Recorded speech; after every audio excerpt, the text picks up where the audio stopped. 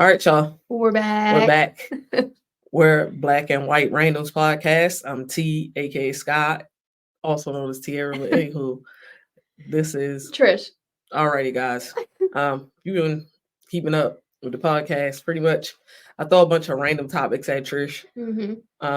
We give our open and honest opinion about how we feel about them, and just keep in mind it's just an opinion, y'all. Lord have mercy. Anyway, so we're gonna kick this thing off. Okay. I'm gonna shoot you this topic, Trish. Uh-huh. It's not even it's not in the form of a question. Just what comes to your mind. Parents should treat their children differently, or should they not? And what effects do you think that has? Because that's the actual question. Yeah. Sometimes you have to. There's cases like obviously there's like a kid who has special needs and a kid who doesn't. But let's say that you have two children who do not, right? You need to be careful how you treat them differently.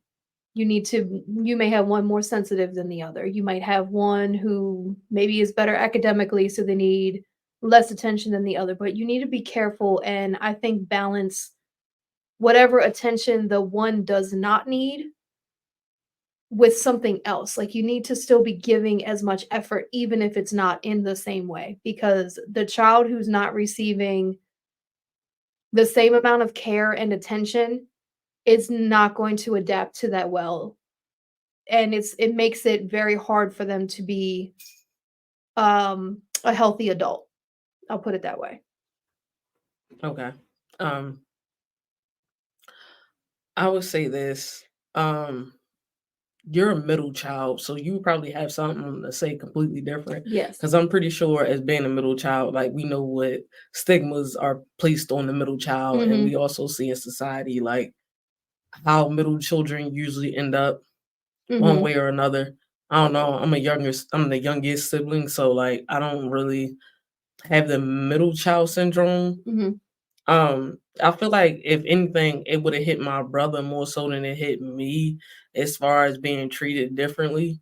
Because obviously, like he's older, Right. so he would have had a different outlook. Him being an only child for like 8 years before I came along, and things of that nature, like him being probably spoiled, him being able to do certain things, or not having to take me places and or watch me and all that type stuff here and there, you know, as I got older. So I feel like as the oldest child, it kind of plays out differently, but also in society, I feel like it comes out in like personality traits and stuff like that. So people that aren't as secure in who they are, like if their parents didn't favor them or they had to fight for attention, I feel like that kind of like molds them as a person, because then you make an insecure adult or young adult or teenager or whatever, and they're seeking attention in other places because they're not getting it at home. So like there's a lot of ways to like look at that, you know, in order to like put it in a box. If I was to put it in a box, I would say that's probably like the main way treating your kids differently affects them as they grow older. Yeah. One of the worst things that I think my mother would say to me, being the middle child, and some things that not necessarily going to share with the internet, but there have been some things. One of the things she always used to say was, I don't have to worry about you. You did. You just thought you didn't because I wasn't as loud as some of the other things that drew your attention to another sibling. So those words are hard. They're dangerous. You have to be careful with them, because just because you have a child who might not be as loud about what they need or want or what's wrong does not mean they're handling everything well. So parents with more than one, I only have one, so I'm speaking from being the child. I'm not the parent in this situation. I only have one child, but strive to treat them evenly, even if the amount of attention they need comes from a different part of you. Treat them equally. I would say, like, I don't know, but me as being a younger kid, like, and being spoiled to a certain degree, not rotten. I wasn't a brat, but I definitely was spoiled to a degree. With that being said, like I heard no at certain points. There's some kids that were in my position as the youngest that rarely ever heard like a no. And Mhm. imagine how that frames a kid. Forget the other kid that's the bystander of what's going on. Mhm. Imagine how that's framing the adult child, well, the soon to be adult child in X amount of years that you're raising, and they're never hearing the word no. I work around grown adults, and I can tell that Oh they yeah. rarely hear no in their everyday life. And these are younger, I don't know, maybe yeah, the younger side of Gen Z now, because some of them are starting to get up into like their mid 20s, latter part of their 20s, I guess. I don't Mhm. know. But for me, experiencing them at 18 and 19, and they have no respect for like any type of authority or Mm. authoritative figure, because I'm put into a position, I can't tell you what company I exactly work for, but I am in a position of management and I run an operation, put it that way. Mhm. And I encounter a lot of them because they come into the company at, as soon as they can graduate high school. Um, if they don't go into college, like they Mhm. transition on into this company a lot of times. Um, and the amount of times we tell them that they, took an extended break or something crazy, like whatever it is, and the company, that's not part of the company's policy, and they have to be reprimanded in whatever way the form that is, right? Right. They literally go off the hinges, like a lot of Yeah. them, not all of them, Yeah. but a lot of them, because they have not been taught in a manner or a way to respect authority. And I could tell which ones are going to snap, because I could tell that you were like this in high school. You Mm. just got up and walked around for whenever you felt like it, or the teacher gave you an instruction and you felt like you didn't have to deal with it, or some of them will even tell you like, yeah, my parent didn't do that, or they wasn't around, or whatever, and Yeah. they have a I don't really care about anything like attitude. Um, so you can imagine what that's already doing to 18, 19, 20, 21, 22 year olds. Because Right. I deal with them a lot Mhm. um at the company that I work for. Put it that way. And I've learned how to have them respect me and me respect them back.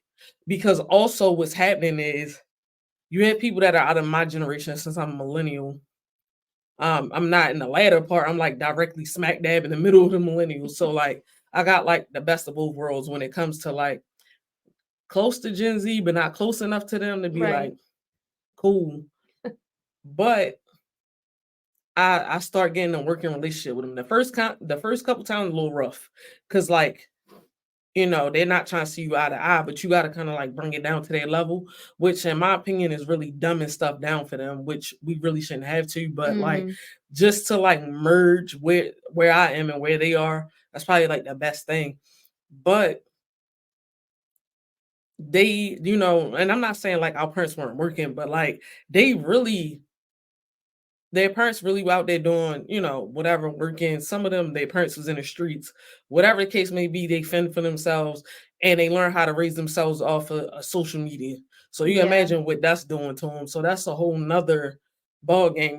So a lot of stuff that we didn't have to deal with. Yes, we coming up with social media, Yeah. but like not to the extent that they are. No. We got to live in a world without it, and we got Yeah. to see it come into fruition. So Yeah. um I don't know how much harm we are really doing to kids when you start ignoring their behaviors, because that's really what this conversation is about. Yeah. It's really about ignoring your child and like ignoring whatever their needs are and Yeah. addressing whatever personality traits they have and teaching them how to cope, because a lot of kids, their coping mechanism is the phone, Right. or it's getting on the game all day, or whatever it is that you're allowing them to do for hours on end, and you're not supervising them doing it. They're Mhm. finding a way to cope, whatever that way is. Right. And And some it's of them not getting healthy. into the adult industry too. So Right. like that's a whole nother ball game. Like once that's introduced to them is like, preteens or teens or whatever. And then now that's a whole nother can of worms that you just threw in there. Right. But you never address what the root issue is. They already weren't getting attention from you. So now I'm about to get online and I'm gonna be online gaming And all there's day, endless attention cussing, talking to online. all my homeboys. I'm talking to people overseas. You don't know who I'm talking to. Right. You have no idea as a parent. Right. And it's all the while it's framing their mind. So, I mean, the longer the short is, parents, please stop ignoring your child. Even Yeah. and what it really comes off is to the other kid that you might think is mentally okay, is that you think that they have no issues. Right. And the other child's problems are as big as the sky. Right. Whatever issues they got going on, you think they can't be worse than that child, but in hindsight, they really could. Right. You know, they're just internalizing a lot of stuff. So y'all gotta keep your eye on that. But Yeah. I don't know. Long story short, pay attention to all your kids. There you go. All right, moving along. Okay. All right, so there's a question in here. It's a blanket statement and then a question. Okay. Kids lie to their parents. Do you believe this? Yeah. We've been kids. I don't understand why it is that certain people just really think that kids don't lie. They do. It baffles me. They do. There's like obviously levels to that, right? Like, no, I didn't break that. No one else is in the house. Yes, you did. You have some. There's the lie that they'll tell to try to avoid trouble. And up until a certain age, they're not really that big of a deal. Those lies are not that big. It's when they get to be older, they start engaging with the world outside of you, that the lies become large. See, I took this question a whole nother way, because now you're about to go into children, because there's a difference between kids and children. Because true. Kids to me are in between, like, as soon as they get out of their toddler phase, up until like they hit around like 7 or 8 now. And the reason why I'm saying this is they have to start maturing now a little bit earlier, just based off of what they're seeing in the communities that they're in. I agree now, with you that. guys that, monitor everything your kids are watching, I'm happy and proud of you for being able to have that much control. And the reason why I'm saying this is, even if you don't allow it your home, you got family, they have friends. Kids talk about all types of stuff in school. Kids on a school bus with unlimited access to their also. Girls are maturing or starting to hit puberty a lot earlier. Yeah, that's like scientifically proven. 9 or 10 years old, but that's what every generation, it just kept getting younger and younger. Crazy. So keep that in mind. Lord help me. Every generation, the girls are getting slightly younger and younger, but also I think with the hypersexualization of society right now, and that's in like the teens or whatever, like I feel like it's getting younger and younger, and that's just it is what it is. You can't stop kids' hormones from hitting whenever they're gonna hit. That's just what it is. But kids lie, and I'm talking about the ones in between, in the toddler age. I'm talking about 7 to 8. Reason why I say this, what? They're scared to get in trouble. They're not. They know you don't accept stuff, certain things, so they're gonna lie about that. They break stuff. They're gonna lie about that. Now I'm not saying all kids, because all kids do not lie. Yeah, some kids don't. Some kids just don't care. Like, they're gonna tell you the flat out truth, whatever. Some do. But majority of them though are gonna tell you a lie or two. You better pay attention to the level of lies that your child is telling you, because it's already telling you what type of an adult they're going to become if you don't nip that in the bud. I have this. I tell my daughter all the time, and I told my nieces when they were young, same thing. You won't get in trouble for telling me the truth, but you'll get in trouble for the lie. So if you did something and you tell me the truth about it, right, you're still going to have consequence for whatever you did. But if you lied to me and I catch you in the lie, then you're in double trouble, because A, you did whatever you did first, and then you try to lie to me about it. Tell me the truth. We can deal with that. But the lying part, that's the part that becomes intentional, because some things are just accidents. Like, you can break something truly on an accident, right? The lie is the problem. You telling me you didn't do that, or if she watches a video that she knows she shouldn't watch, you knew you shouldn't have watched that, and you're going to lie to me and tell me you didn't know. That's where I have a really strong problem with you and choosing to not tell me the truth, because that's when I become quite like really frustrated with her. Stuff happens. Tell me the truth. We'll deal with it. Don't lie to me about it. That's the problem. But if you can get them to understand that young, because that's what my mother did with us. If you can understand that young, they will learn they can come to you when they're teenager and they get older and there are things going on in their lives. They won't be afraid to come to you with the big stuff if you don't overreact to the little things when they're small. You know what I mean? Like consequences are one thing, but like don't overdo it. Because they have to know they can trust you when they become teenagers and grow into adulthood. I mean, it is what it is. But some of y'all out here make y'all kids scared to even Like open their too mouth, scared. like too scared. There's like a balance between those two things of no consequences and being petrified of any. There's a balance, and it's so hard to find it. That is true. Yeah. All right. Well, we're gonna leave that topic and we about to bounce to this next one. All right. Alrighty. It's hard to see the good if you're only seeing the bad, and that's the statement. What do you think? Yes. Yes. That's my yes. I'm guessing that's your statement for like yes. Yes. Yeah. Yes, girl, yes. I agree with that. I mean, you can't. No, it's hard to. I feel like when you're on your own funk, like you definitely can't. Yeah. But if you stop for 2 seconds, sometimes it's not even the worst thing ever. Like people think because like it's bothering you right now, it's making you emote negatively right now, but this is the worst. It's not. No. It's hard to see. You can change your perspective and flip it, but it's hard. But loosely, and I say this very loosely, I think this is like the beginning of how people that don't know how to get themselves out of this funk end up being like having suicidal thoughts. Yeah.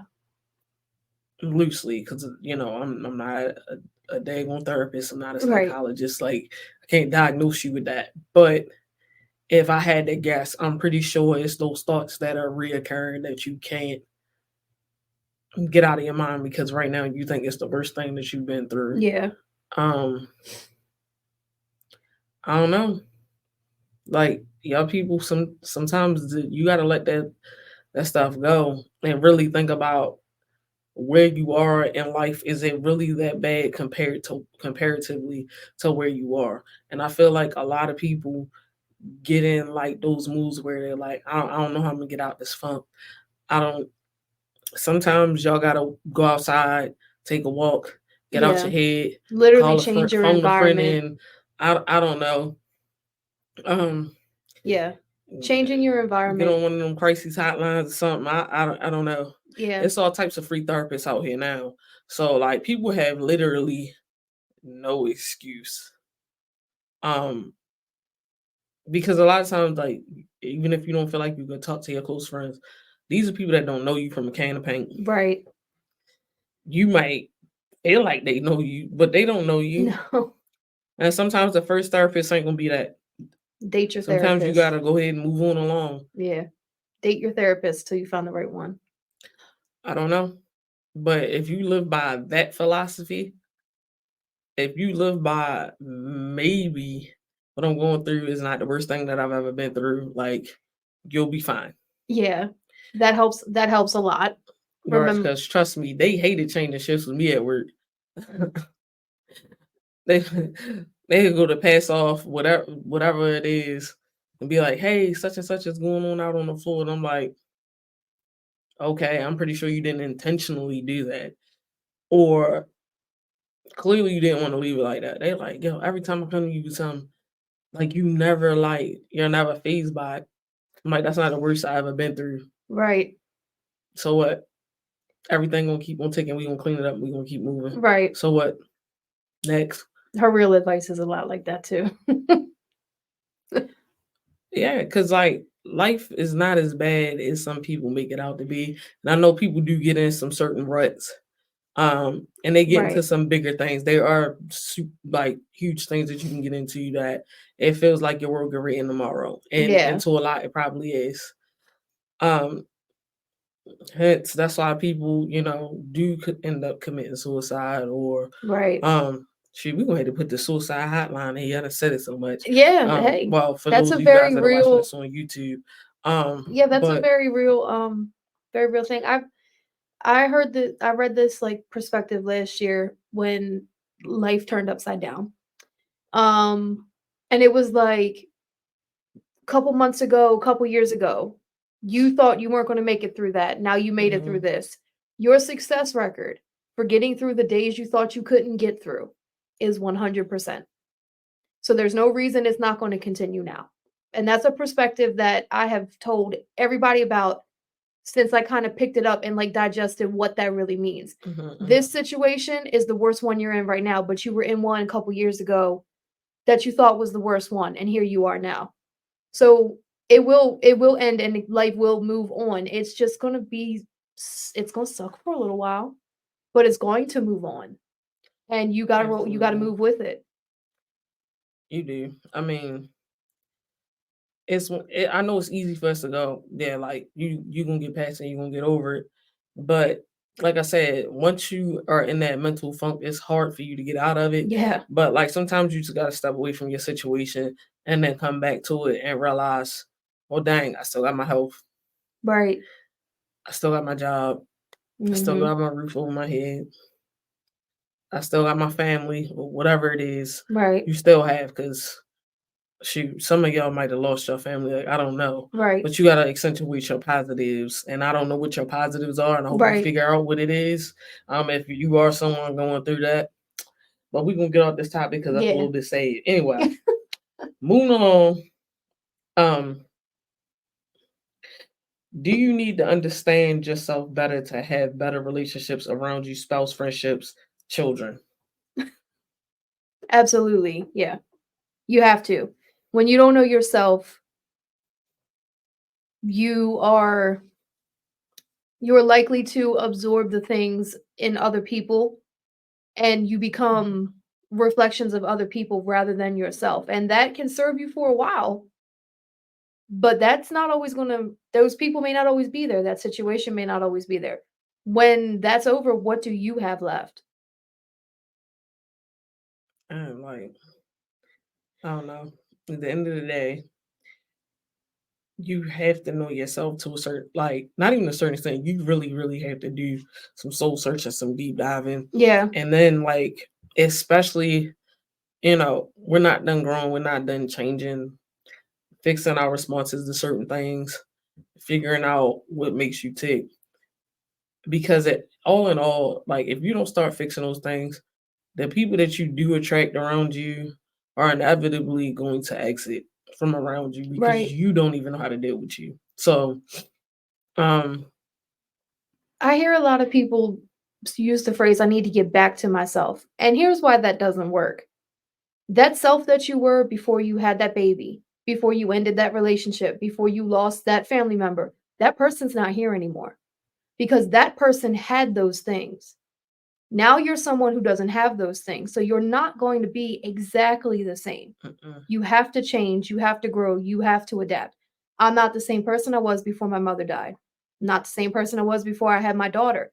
Essentially, I am, but there are things about me that are no longer the same. Well, you adapt, you You grow. have to adapt and embrace those things about you that have changed and accentuate the positive changes because it's not always going to be a positive change, but you can Mm, accentuate the positive changes.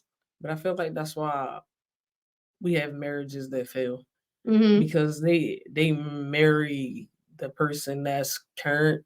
A lot of times, like you married this person, that's the person I want to stay married to. Okay, 5 years, 10 years, 15 years. Right. There's major life events that happen. That person is not exactly the same. They don't think about the world exactly the same, No. and 9 times out of 10, neither do you. Mhm. So there's that. But um, as time goes on, you got to learn what makes you tick, what doesn't. But also, like with marriages, a lot of time people don't do the same things they did for their spouse that they did in the beginning, and that's why they start having those rough and rocky patches or whatever. Yeah. Um, because somebody feels like they're being ignored or whatever. It's a lot to that. It's a lot. But as far as getting to know yourself, like you want to do some real soul searching because a lot of us have qualities that we know we need to fix. A Mhm. lot of us have issues that we know we need to fix. A lot of us go about and think about things in a certain way that we know we need to fix to get to even a better you. like Right. as a whole. Right. Yeah, definitely gotta figure that one out, boss. Yeah.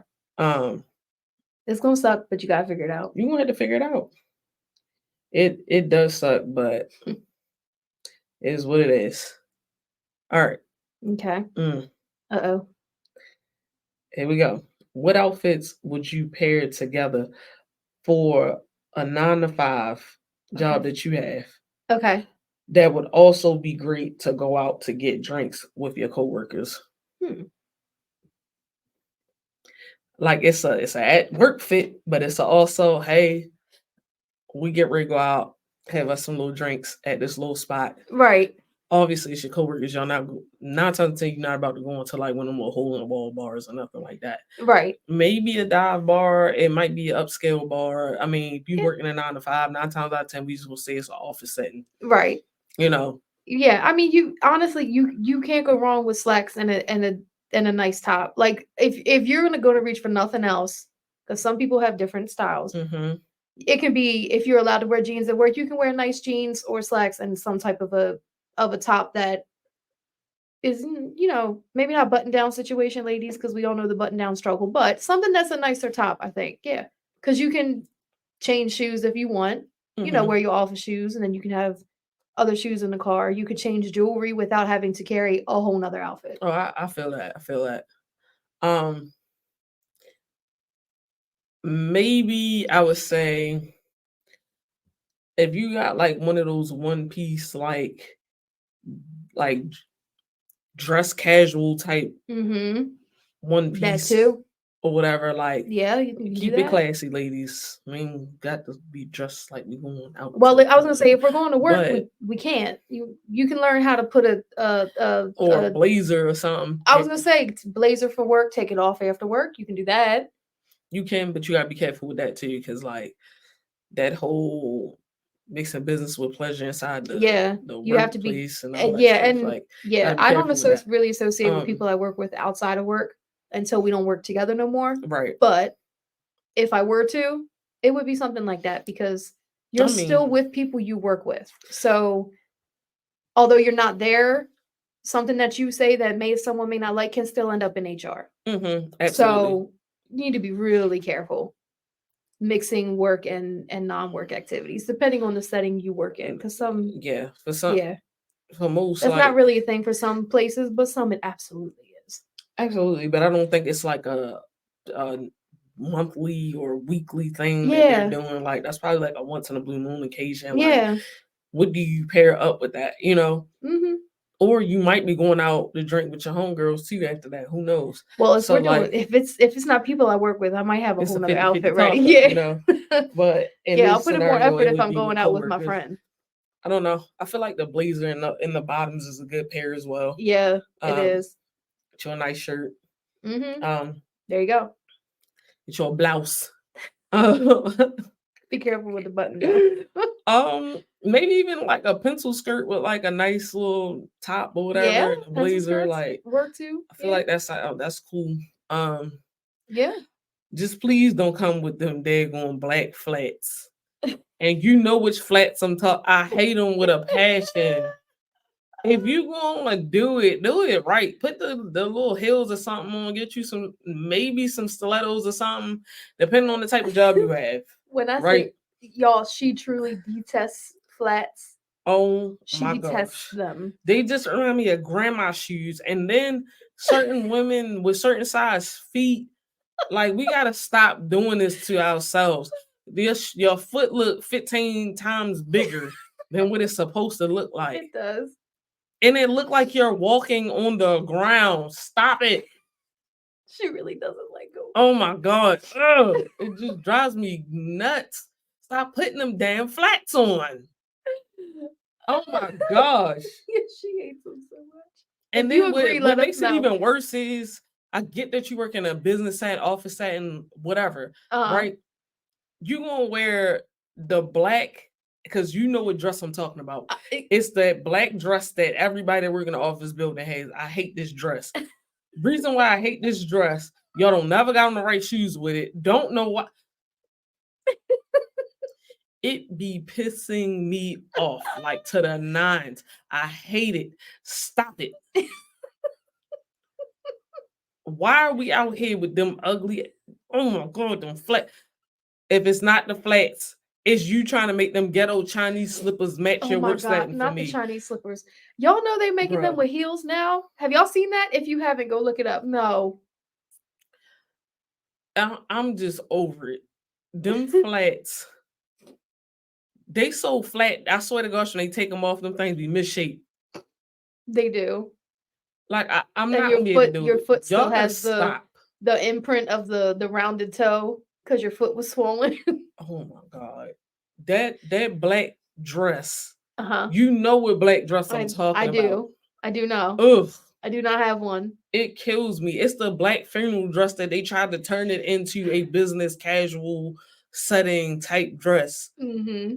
And in the winter, you want to pair it with an equally as ugly black blazer on top of it. Stop it. Yes, y'all. And them flats. And or in Baltimore City, I don't know what y'all call these boots anywhere else, but we used to call them the come get me boots in Baltimore City. Which was the knee-high boots. The knee highs. With that ugly black dress. You can wear them knee-high boots and just please do not pair with that black dress. Yeah. Lord have mercy. I'm like, do we not have any other style of dress we can wear in a business casual setting? Like, is there no other dress than that? I just think that's the absolute safest choice. Bruh, it ain't no way. We couldn't have did navy, blue, or something like that. Still gives off the same message. It's just like now when you go in, if you were to go into a major like business office setting or whatever, let's just say we're gonna say it's some big corporation, right? Mm-hmm. They sitting around the table in their business attire. Right. These men's suits are cut to perfection. They line to perfection. They went out, they paid the extra additional money. I'm not telling you that all men are going to be able to afford these suits. That's not what I'm saying. No. You can buy you one of them little Steve Harvey suits or whatever and get it tailored how you need to. However, the Steve Harvey suits even got a nice little cut to them or whatever. They do. Like they'll be fitted. And they can change the colors up of the tops, change the suit jacket, whatever. It looks well put together. But why is it that we feel like we can only wear this one little black dress? And every now and then a chick a pop off with like a little pencil skirt or something. Why is it? I like that designers have pushed into women having menswear inspired stuff. Like they're making like suits for women. I mean, I'm here for bad. that. Some of them bad. I get you on that. I'm all the way here. Like we got to figure out something besides that. I'm here for that. And make sure you got the right pencil skirt too. We not trying to be business sexy casual. Yeah, y'all know the pencil skirt I'm talking about. And then you gonna have that one that's way too tight. Then got the audacity to have your cleavage. No, I'm business savvy. No, you're not with your cleavage sticking out. Like you know what you're doing inside that office building. Yeah. You know it's money up inside there. You know what your butt is doing. Stop. There is such a thing as a tasteful amount of cleavage and I don't care. And another thing is, even if that was your motivation, if your body was really that bad, you wouldn't even have to do all that because that dude gonna know exactly how you shape without you taking all that off. Women, sometimes you just gotta leave the element of surprise because trust me, he already done thought what you already look like without. Yeah, most of the time they have. The imagination was already there. Now you done provided him with the goods on top of the imagination, so you already done equally just threw yourself out there. So he already know what it is. He already know you easy and everything about you is easy. Easy. Yeah. I mean, man, don't get it twisted either. When we see y'all in some of them suits, we be thinking about it. But my thing is, we'll look, but me looking that doesn't equal like I'm getting ready to come over here and like no. This is not what this is about. We do notice though. Listen, we already done peeped you from before you came in the door. Yeah. The thing is, men would be surprised how long our long distance vision is when it comes to stuff like that. That's because we're not as obvious as they Yeah, we're usually really are. not. Not And all of don't them are let that obvious, but a lot of them are. And don't let two friends who really know each other be in the same space. You would never know we noticed because we've known each other so long. Y'all would never know. Anyway, so moving along. So, how often should you shower per week? Hold before you answer this. Okay. So, I think it was Al Roker. Was it Al Roker? One of those the one that's on Good Morning America. Good morning. Well, he was on there at a point. The black dude. Al used to be on the Today Show. He was on the Today Show. Yeah. Okay, wrong show. So it was Al Roker, and then it was like 3 other hosts or whatever. Okay. I'm not gonna name the races of the 3 other hosts. We just gonna leave it there because we all know Al Roker is blackity black. Okay. Okay. So the reason why I brought this up is I was watching a video where this particular question got stitched because it was on there, and Al Roker he reacted how you expected him to react. Okay. So when I say this, I'm going to let you answer what you think it is. Okay. How often should you shower per week? And this was given in a form of multiple choice. So A. There's multiple choices for that? Exactly. Okay. A. Every day. B. 2 to 3 times a week. C. 5 times a week. Or D. Once a week. Why is there an option besides once a day? Is that really an option for some of y'all? We know who that's an option for. Ew. But go ahead. Once a day. At minimum. Some people shower 2-3 times a day. And you gave the Al Roker response. Once a day at absolute minimum. You need to be washing your behind. So beginning of the day, before bed, there's a whole debate about that in itself, but at least once a day. So. This is what I'm going to say to this. Okay. Al Roker responded like you. However, it's the right answer. The chick that was giving this, who I'm assuming because it looks like she might have been in a lab coat from what I remember. Oh no. The dermatologist answer according to them. Now, mind you, the reason why I'm gonna break this down after this. The dermatologist said I'm afraid 2 to 3 times a week. Ew. Yeah, I ain't even stick around for why they said this because this don't even make no sense. You eat every day, walk out, you go outside every day, you work damn near every day. It's hot. But you gonna tell me you sweat? I don't care if it's hot or not. Even if it was I was cold. gonna say, even then you be outside in the cold and go in a room in a place sweating because you're hot because you're in all your winter stuff. Ew. I mean, it's just a lot of disgustingness going on about that. It's just nasty. That's nasty. But they were like the dermatologist. Let me tell you something. First of all, no, this had to be a white dermatologist because first ain't no black dermatologist telling you this. We gonna let that go. There's too many different skin conditions out there, and all types of stuff for you to tell me that I can lay around in my funk all week and I ain't got to get in the shower but 2 and 3 times a week. That's disgusting. It is not like you got body odors. It's all types of stuff going on here. Like it's just not right. You got grown women problems. You got bacteria. Yes, you got grown women problems. That's a whole nother issue. Right. Y'all nasty. If y'all doing that, y'all nasty. If y'all subscribing to that, stay away from the. No. I don't even want to go over your house because I know. How often do you brush your teeth if you're only washing your body 2 or 3 times a week? You brushing your teeth like you're supposed to? I don't know what they doing, but whoever took that one on, nasty. Don't even come over in my direction. No, you mean to tell me that you're nasty, but no, ew. And my thing is, bruh, I'm pretty sure you go number 2 every day. That alone should make you want to wash your ass. Yeah, y'all right. Anywho. Keep that away from question. I keep that away from us. Had to end that on some bad hygiene. If you shower every day, let us know. They out here smell like old hot dog water. Malt water. Ew. That's disgusting, y'all. Out here smell like outside. Pee. First time I heard her say that, I cried laughing. Oh my God. All right, y'all. Like, share, comment, subscribe. If you follow us, if you're listening to us on, we now are on Apple Music and Spotify. So if you're listening and you're not watching us on YouTube, you can find us at Black and White spelled the regular way, Reacts, REACZ. That's our reaction channel. You'll also find our podcast there if you want to watch. All right, we'll see you guys next time. Peace. Bye.